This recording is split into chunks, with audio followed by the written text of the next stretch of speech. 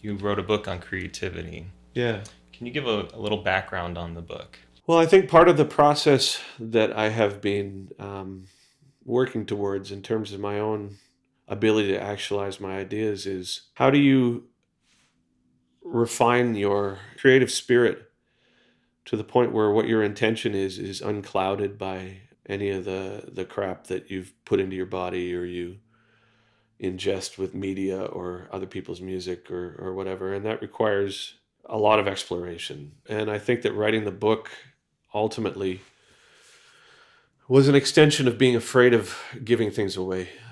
Whether or not it's my guitar sound or my production process, I think I held on to those things for a long time because my insecurity is just like, well, if other people know how I do what I do, then they're going to be able to do it, and I'm going to be out of a job, and I'll go broke, and whatever. So I think a couple of years ago, when the suggestion to come up with the book on creativity came around, there was a part of me that felt that if I was really forthcoming with the process, then there's a certain part of the burden of protecting that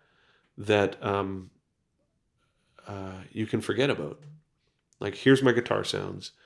Here's how I produce my vocals. Here's how I do it all.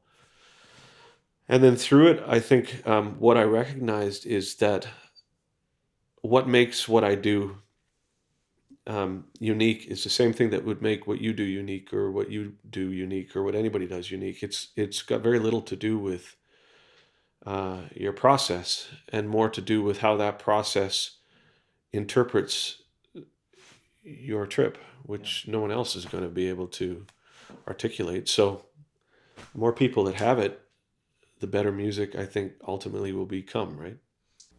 You talk quite a bit about the subconscious, and you're kind of discovering something that's already there.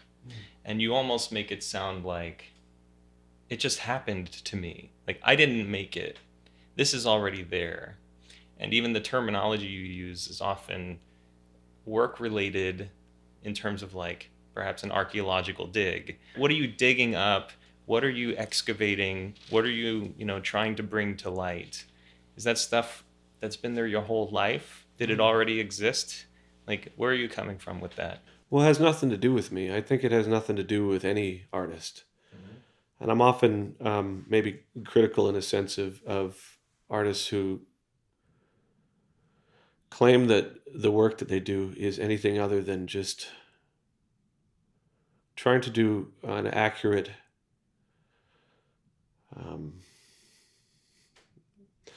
version of the manpower to honor the source, then it has anything to do with you. I mean, as a person, um, I think I'm lost and simple.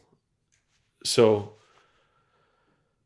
I can only hope that the moments that I've had in my life of spiritual significance, no religion, but spiritual significance, are such where I'm like, well, that's the only thing that I want to represent.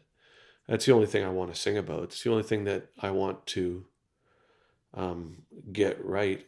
But it's not that my version of that is by any stretch of the imagination the version of it. It's just middle class white Canadian male named Devin.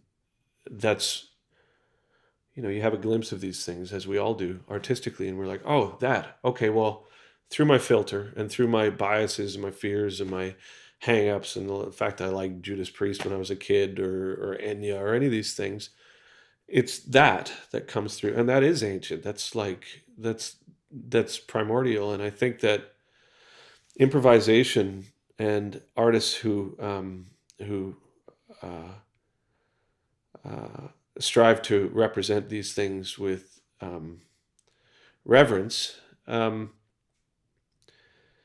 You have to be proactive in calling yourself out on your own um, bullshit. And I think that for me, my reasons for doing that are not because if I do that, I'll become more successful or I'll become famous or what have you. It's just that it seems like the source and those sorts of fundamental human experiences are worthy of that sort of self analysis.